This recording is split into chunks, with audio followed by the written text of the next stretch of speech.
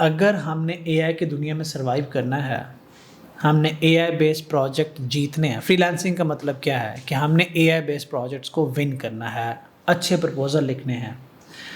उसके लिए आप कभी एक डॉक्टर के पास जाते हैं ना, डॉक्टर साहब, आप वाला डॉक्टर नहीं, वो जो मेडिकल वाला डॉक्टर, उसके पास जाओ ना, वो 5 मिनट के ना आपसे 3,000 4,000 5,000 हस्बे तौफीक जिसका जितना हाथ मतलब टिका के पैसे लेगा। और कभी आप उसे ये कहो ना कि भाई इतने पैसे क्यों, तो वो कहते हैं यार इतनी सी नॉलेज के लिए ना मेरी कई सालों की मेहनत है पीछे, तब जाके मैं 15 मिनट में आपकी बीमारी को समझ पाया और आपको दवाई दे पाया हूँ। तो ये 15 मिनट नहीं है, इसके पीछे कई सालों की मेहनत है। ठीक है, आप जब प्रपोजल लिख रहे होते हो तो वो 10 मिनट 15 मिनट की प्रपोजल राइटिंग नहीं होती, वो पूरे महीने की, साल की, दिनों की मेहनत जो है वो आप पीछे नहीं करते हो। वो मेहनत है क्या, अगर आप इफेक्टिव बनो, वो मेहनत ये है कि आपके सामने कोई भी वर्ड आप अपने आप को ना ब्रेन को ट्रेन करें। मैं आज आपको एक टास्क दे रहा हूँ सबको, आपके कानों को कोई भी वर्ड ऐसा सुनाई देता है जिसका मतलब आपका दिमाग आपको नहीं बता पाता, तो आपने उसको इग्नोर नहीं करना। एआई वर्ल्ड के अंदर आपके कान को लगा, अभी मैंने आपके कान को एक वर्ड बोला, पाइन कॉर्न। कितने बंदों को पता है पाइन कॉर्न? थोड़ा बहुत आइडिया। क्या है पाइन कॉर्न? सर हेल्प करते हैं वेक्टर डेटाबेस को मैनेज कर सर्च। डॉक्टर साहब क्या है पाइन कॉर्न? पाइन कॉर्न बजाते खुद एक indexing system. That's it. So अभी एक वर्ड आया और हमने 2 मिनट में सॉर्ट आउट कर लिया। पाइन कॉर्न इंडेक्सिंग सिस्टम है।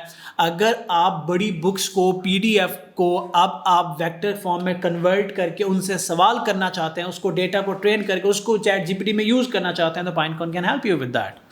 अब आपको ये बात समझ में आ गई, एक वर्ड समझ में आया। अब जब प्रपोजल लिखेंगे, जब अभी हमने प्रपोजल रिव्यू किया तो उसमें क्लाइंट ने आके आपसे पूछा कि यार मैं पीडीएफ वर्ड्स के डॉक्यूमेंट अपलोड करना चाहता हूँ और मैं उनसे चैट करना चाहता हूँ। आप अगर उसको पहली लाइन में ये बोल देते, yes definitely pine corn is an ideal world scenario for us and we gonna use it and we gonna achieve it, खत्म। 2 लाइनें आप जीत गए, क्योंकि हमने सीधी टेक्निकल जाके उनसे बात की है। आप लोगों की टेक्निकल वोकैबुलरी और बेसिक्स जो हैं वो बहुत कमज़ोर हो जाते हैं और सारा फोकस जो होता है, ज़्यादा प्रपोजल लिखेंगे, अच्छी अंग्रेज़ी झाड़ेंगे, खूबसूरत पोर्टफोलियो होना चाहिए। ये सबकी अंडरस्टैंडिंग ये है कि जी अच्छे रिव्यू हों आप वक्त के ऊपर, खूबसूरत पोर्टफोलियो होगा, बेहतरीन अंग्रेज़ी लिखी होगी और प्रपोजल को नेचुरली स्टार्ट करना तो हो जाएंगे। यार आज मैं आप सब लोगों को बता रहा हूँ, टाइम बदल चुका है। अगर एआई के दौर में आपने सरवाइव करना है तो टाइम बदल चुका है। अब ये जो है ना शुगर कोटिंग, कॉस्मेटिक से ज़्यादा इंपॉर्टेंट है कि आपको टेक्निकली कितना पता। आप सीधा प्रिसाइज पेन पॉइंट पे जाएंगे। दुनिया के पास अब बड़े बड़े प्रपोजल पढ़ने का टाइम नहीं है। इररेलेवेंट बात है, लेकिन आप एक साइकोलॉजी रिलेट कर पाओगे। फेसबुक कहता है कि आप 4 मिनट से ऊपर वीडियो डालोगे तो रीच नहीं मिलेगी, कम मिलेगी। क्यों? क्योंकि लोगों के अंदर जो है ना वो डिफरेंट हो गया। आप देखें कंटेंट स्क्वीज हो रहा है। अब आप ज़्यादा देर किसी चीज़ पे टाइम नहीं स्पेंड करते तो आपके प्रपोजल्स भी अब स्क्वीज होंगे। आपको अप्रोच चेंज करनी पड़ेगी। So through out the day what you guys gonna do is this, जैसे अभी हमने डिस्कस किया, सारे पेजेस ज्वाइन करो। आपको जो भी काम मिलता है एक कॉमन डॉक्यूमेंट बनाओ, उसके अंदर उन टर्म्स को रोज़ लिखो कि सर हमने आज ये सुना, हमें नहीं पता, हमें बताएं। ठीक है, हम आपको सिखाएंगे। डॉक्टर साहब उतने पैसे इनकी सैलरी से काट लेने जितना हमारा टाइम लगेगा।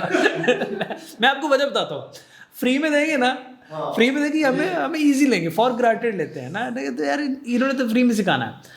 हम लोग ऑलरेडी कुछ कर रहे हैं, मैं रिकॉर्डिंग हो रही तो बोलना नहीं चाह रहा, उसके अंदर आप लोगों का अरेंजमेंट हमने कर दिया टर्म्स की। लेकिन अब मसला ये है कि वहाँ पे हम आपको ओवर टेक्निकल चीज़ें भी नहीं सिखा सकते जो आपके दिमाग को सिर्फ हिला के रखते हैं। तो मैं आपको ना आज सेग्रीगेशन कर देता हूँ। अगर आपने एआई में प्रोजेक्ट जीतने हैं तो आपको किन टर्म्स का पता होना चाहिए, मैं गिनता जाता हूँ। आपको पता होना चाहिए मॉडल क्या होता है, ट्रेनिंग क्या होती है, लर्निंग क्या होती है, अनलर्निंग क्या होती है। ठीक है, और different model, pre train model क्या होता है, मॉडल को ट्रेन करना किसे कहते हैं, ट्रेनिंग के बाद जो हम टेस्ट डेटा देते हैं, वैलिडेशन डेटा देते हैं, वो कैसा, ट्रेनिंग डेटा जो हम उसको देते हैं वो क्या होता है। बेसिक, इसके लिए कोई टेक्निकलिटी की जरूरत नहीं, वीडियो मैंने बना के इस पर डाली हुई है। फिर आपने समझना है एपीआईज क्या होती है, सर्वर क्या होते हैं। अब आपने देखना है कि आज तक कन्वेंशनल प्रोग्रामिंग में सर्वर्स और एआई के वर्ल्ड में सर्वर्स चेंज है। डिप्लॉयमेंट का प्रोसेस चेंज है। फिर आपने देखा कि यार हमारी फुल स्टैक में डेटाबेसेस क्या होती हैं और हमारी एआई में इन द डेटाबेसेस का फ़र्क क्या होता है। तो डेटाबेस क्या होती है, कौन कौन सी होती हैं, एपीआईज कैसे काम करती हैं, सर्वर्स क्या होते हैं, कौन कौन से होते हैं, और चंद ये आपके पास टर्मिनोलॉजीज हैं, इतना आपको पता होना चाहिए। फिर जो लास्ट कैटेगरी में आपको जिन चीज़ों का पता होना चाहिए कि मार्केट में कौन कौन से टूल्स हैं जो एपीआईज देते हैं। फॉर एग्जाम्पल जीपीटी आपको एपीआई देता है। अब और भी चीज़ें आ गई, अब आपको पता होना चाहिए कि व्हाट इज़ अमेज़न बेडरॉक। आपके अलावा किसी को पता? This is a problem guys, this is a problem. हम लोग सो रहे होते हैं अमेज़न बेडरॉक 2 दिन हुए आया है, लेकिन 48 घंटों में आपको क्यों नहीं पता? इसमें ऑफिस में इस वक्त कोई, इस रूम में कोई भी बच्चा ऐसा नहीं बैठा जिसने 48 घंटे में अपना फ़ोन ना खोला हो, जिसने सोशल मीडिया विजिट ना किया हो। राइट और रॉन्ग? 48 घंटे में आपने तकरीबन, कम से कम मैं अगर एहतियातन अंदाज़ा लगाऊं तो तकरीबन 40 घंटे आप सोशल मीडिया पर रहे होगे। मजाक कर रहा हूँ। 48 घंटे में से आपकी फीड पे अगर बेडरॉक की न्यूज़ नहीं आई तो आपने गलत पेजेस ज्वाइन किए हुए हैं और आप अपना टाइम वेस्ट कर रहे हो सोशल मीडिया पे। राइट और रॉन्ग? वरना ये अल्फाज आपको सुनाई दे रहा होता अगर आप अपना सोशल मीडिया सही से मैनेज कर रहे होते। तो इसका मतलब ये है कि आपकी जो बेस है, जो रूट्स है ना सर, वहाँ से काम शुरू होगा जो आपके प्रपोजल्स के अंदर रिफ्लेक्ट होगा, अदरवाइज मुश्किल हो जाएगा। अब आपको नहीं पता कि बेडरॉक क्या है। अगर आज कोई बंदा आके प्रपोजल डालता है और उसके अंदर बेडरॉक वाले फीचर्स हैं तो आपको कुछ समझ नहीं आएगा। क्लॉड क्या है? What is Claude? Claude is something जो चैट जीपीटी को क्लेम कर रहा है कि अगले चंद महीनों में चैट जीपीटी से 10 टाइम्स बेटर होगा वो। और क्लॉड कल मैंने टेस्ट किया एंड इट्स अमेजिंग।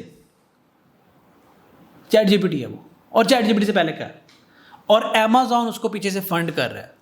क्यों नहीं पता यार? अब ये मैंने आपको बताया, अब आपको क्लाउड का पता। अगर अब आपसे कोई पूछे क्लाउड क्या है तो क्या करेंगे? यार इतनी सी बात है। अब अगर क्लाइंट आके कहे कि यार मैं चैट जीपीटी यूज़ नहीं करना चाहता और आप उसको फौरन कहेंगे क्लाउड एपीआईज बड़ी अच्छी हैं, तो आप कितना अच्छा लगोगे, वो इफेक्टिव प्रपोजल राइटिंग हो जाएगी आपकी। स्टे अप टू डेट, अपनी नॉलेज बढ़ाते जाएं, हर रोज़ अपनी कीमत बढ़ाएं। जितनी आप रोज़ाना अपनी नॉलेज बढ़ाएंगे उतनी आप अपनी कीमत बढ़ा रहे होते हो। अगर आप सारा दिन सिर्फ वो काम करोगे जो आप रोज़ करते हो तो you are not doing anything more than a clerical work. लेकिन अगर आप हर रोज़ कुछ नया सीख के आते हो और नया सीखने के लिए कोशिश करते हो, हर रोज़ आप 10 सवाल लेके आओ, 20 सवाल लेके आओ।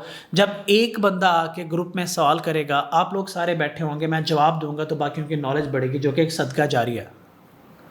खुद को अपग्रेड करें, वरना आपकी प्रपोजल राइटिंग कभी अपग्रेड नहीं हो सकती। आप बड़े कमाल के प्रपोजल लिखते हो सारे फुल स्टैक वर्ल्ड के अंदर, बट द नाउ दुनिया बदल रही है और आपको अपने आप को अपग्रेड करना पड़ेगा। खुद को अपग्रेड नहीं करोगे, लेटेस्ट ट्रेंड्स को नहीं देखोगे, सोशल मीडिया पे टाइम वेस्ट करोगे, आप ज़िंदगी में कहीं भी नहीं जा पाओगे।